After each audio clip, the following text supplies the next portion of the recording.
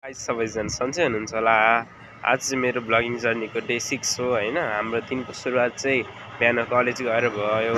College गएर आएपछि दिउँसो पसलको कामहरु मैले गरेँ हैन। अनि दिउँसो मैले पसलमा बसेपछि बेलुका साथीसँग जिम गएँ है। अहिले चाहिँ हैन 6 बज्न लागिसक्यो, पसल मैले बन्द गरिसकेँ।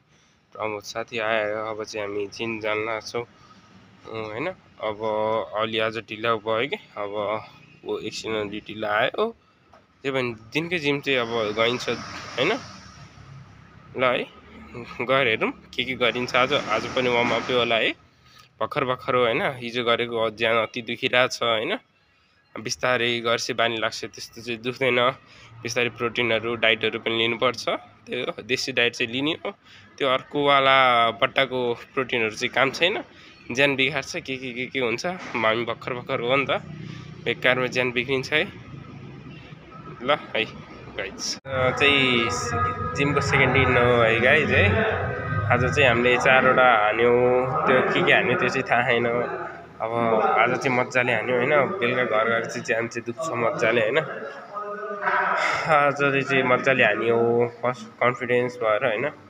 अब भोलि के हुन्छ अब हेरौँ है।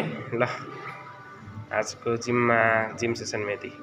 हामी जिममा वर्कआउट हानेर हामी जिमबाट फर्क्यौँ हैन। अब जिमबाट फर्केपछि हामीले भोक लागिरहेको थियो हैन गाइस। त्यसपछि हामी यहाँ नयाँ भर्खर बस पार्कमा खोलेको छ एउटा भेटघाट होटल, त्यहाँ अब कस्तो रहेछ भनेर मोमो खान गएको हैन। एकदम मिठो बनाउनु रहेछ हैन। मोमो खाएपछि हामी र साथी हामी घर फर्क्यौँ, खाना खायौँ, सुत्यौँ हैन। आजको भिडियोमा यति नै गाइज हैन। बिस्तारै नयाँ कन्टेन्टहरु पनि आउँछ, हजुरले सपोर्ट गरिदिनु होला है।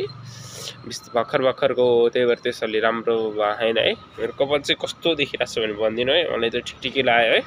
ल आजको भिडियोमा यति है। लाइक र सब्स्क्राइब गरिदिनु होला है। ल है गाइज।